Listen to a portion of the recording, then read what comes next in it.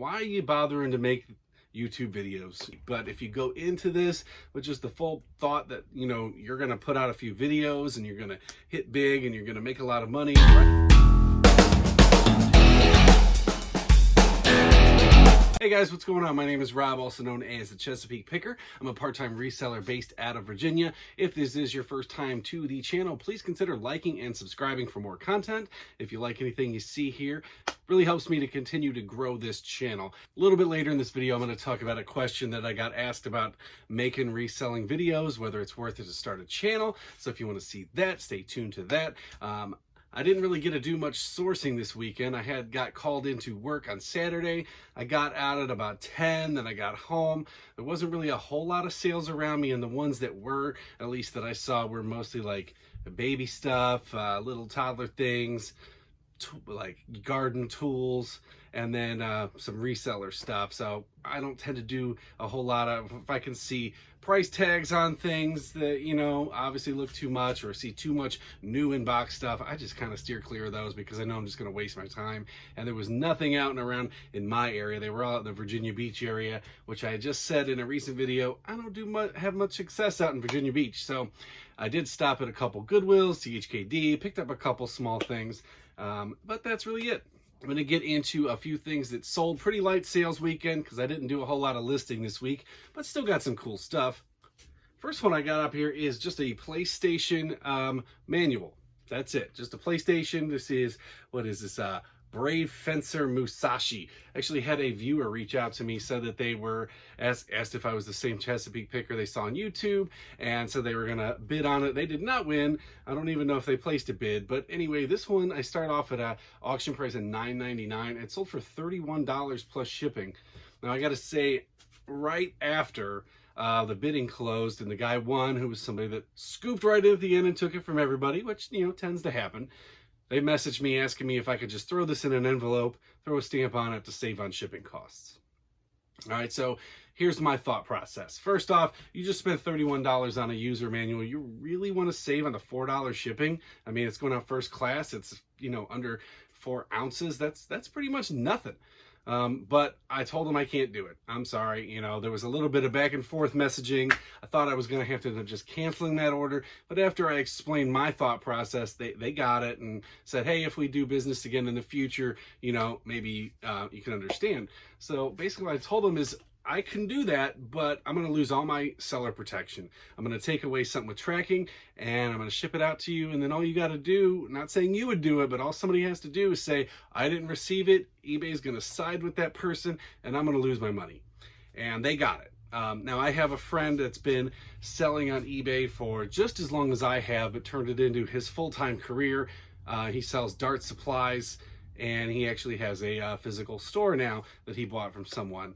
And most of his stuff is just done through stamps. So I know you can do it, but he's never going to make top-rated seller. And he does from time to time, I don't think it happens a lot, but from time to time, he'll have people say they didn't receive stuff, and they get that. So, Matt, if you're watching this, I know you watch the videos. Shout out to you, Anglo-American Darts. He's Ton Junkie Darts on eBay, if you guys want to check it out. His stuff, he's got a ton of stuff. So he got it, and it's fine. It is what it is. If he buys from me in the future again, and I have no problems here, I probably wouldn't have a problem with that. But somebody that swoops in at the last second, outbids everybody, and then wants to make changes to the purchase agreement, I'm just going to say no on that one. I'm sorry.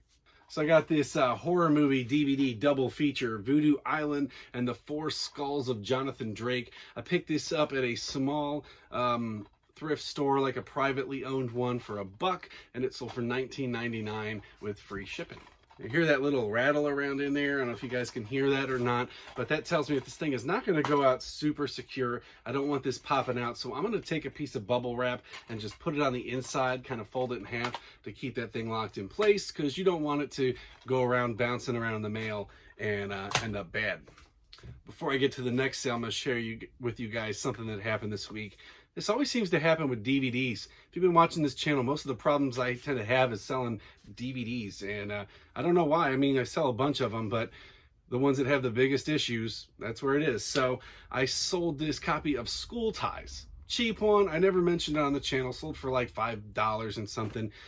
Free shipping, so whatever. I made $1 or $1.50 on it. after all the fees and everything's said and done.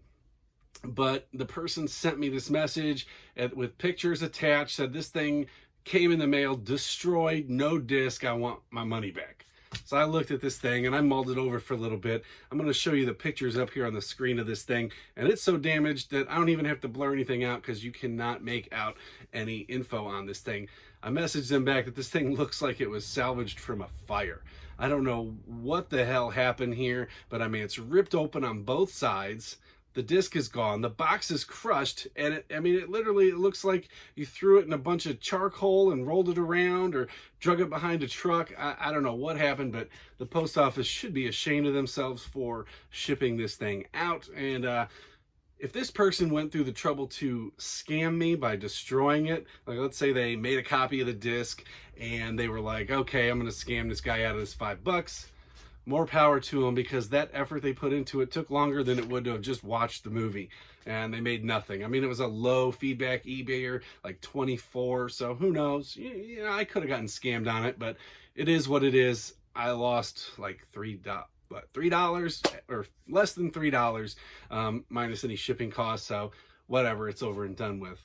But it is important to make sure your items are packed well. I mean, I've been shipping out, not this exact same, I've been shipping out basically just these envelopes here. It's a 10x6 bubble mailer. I have no issues on 99.9% of them, but every once in a while it happens. Now, this item here is something that we bought. My wife bought, my oldest daughter's all into cosplay, so she wanted these like fairy wings. So we bought these off of Etsy, and I'll throw the picture up here on this screen on how this box arrived. And this was post office.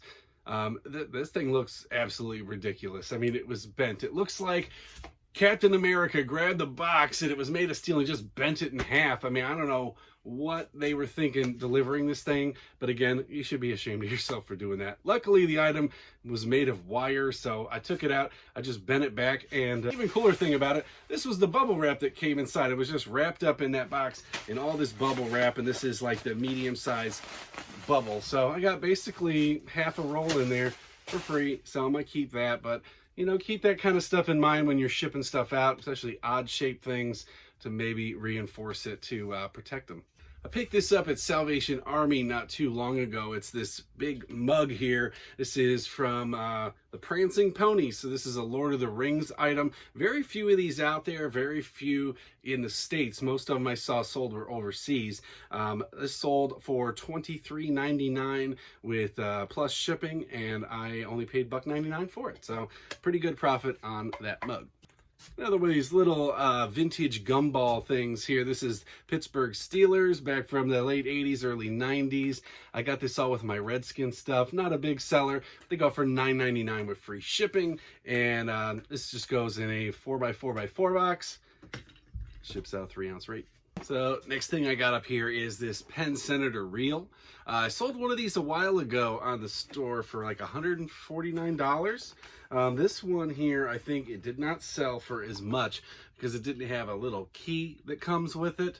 But it's just this, you know, old saltwater fishing reel. I picked this up at a DAV, which is a Disabled Veterans Thrift Store.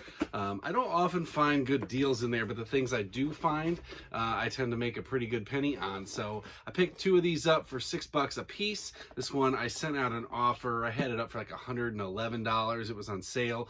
I sent an offer out for $100 and something.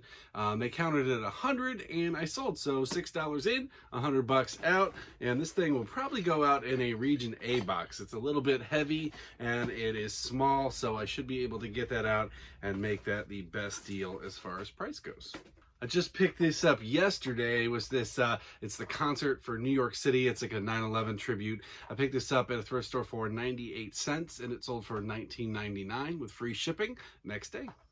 So I had a friend recently ask me, why are you bothering to make YouTube videos? You know, nobody makes money on YouTube. If you do, you know, it's very little. It's not what people make it out to be and stuff like that. And basically said I'm just wasting my time. Now, I mean, my description of it comes out a lot harsher. That's really not where this person was going with it. But, you know, I've been at this for a year now. Just about, maybe just over a year, maybe a month shy of a year. I got 810 subscribers, roughly. About 70% of my viewers watch. My viewership's up and down. It is what it is. But, I didn't really get into this just to make money. Obviously, I want to monetize this channel. I would like to be making money, but I enjoy making these videos. I think it's fun. It's something to pass the time, kind of show off what I did. I know I got some friends and family that like to watch them and kind of see what I'm up to, especially some people that I no longer live by, which is cool. And then, I started, that's how I got back into doing this, was watching like Cincinnati Picker, Harry Tornado, stuff like that. Commonwealth Picker, Part-Time Pickers. I watched all those guys' videos and I just basically started doing the same thing. Now, maybe I could have got to the Harry Tornado level in such a short time like he did if this was my full-time gig and I was able to go out and about and make the most high-quality videos I could. And, more power to him. The guy puts out great content, but I'm more in line on the Commonwealth Picker side of it. I work a full-time job. I got a family at home. I got responsibilities. So you guys get to see basically what I pick up and what I sell. And, I give some tips and tricks that I find along the way. And, it's just a lot of fun. That's really all it is. It's fun. If it turns into something that I'm, making money at, great. But if you go into this with just the full thought that, you're going to put out a few videos and you're going to hit big and you're going to make a lot of money right away, I think you're kind of fooling yourself. Those are very hit and miss, and the market's saturated. There's no shortage of people on here making these kind of videos. So unless you got some new kind of niche that fits in, or you have that natural sometimes a lot of luck and a lot of hard work to put into it to make money, then great. But if you're watching this video and thinking, hey, I'm going to start a YouTube channel because I want to make a bunch of money doing that because I saw X person online say you can make 10 grand a month doing this. Well, it's a lot of hard work. On average, my videos get in between 150 and 500 views, which is cool. The first 6 months it was 50 views to 100 views, so it's increasing. I got a pretty good following of people that leave comments on the videos and questions. I notice a lot of the same names a lot, so building engagement, which is great. But if you're doing this for any other reason but just for fun, you got to put a lot of time and effort into it if you want to turn it into a career or another side hustle. It's really just a way to have another outlet to just, have a good time. All right, guys, that's all I got for this one. Very light sales. I may tack some stuff on to the end if more stuff sells today. If not, that's it. If you liked anything here, please consider liking and subscribing. Drop me any questions, comments down in the box. We'll get to them in the future. And until then, I'll see you guys in the next one.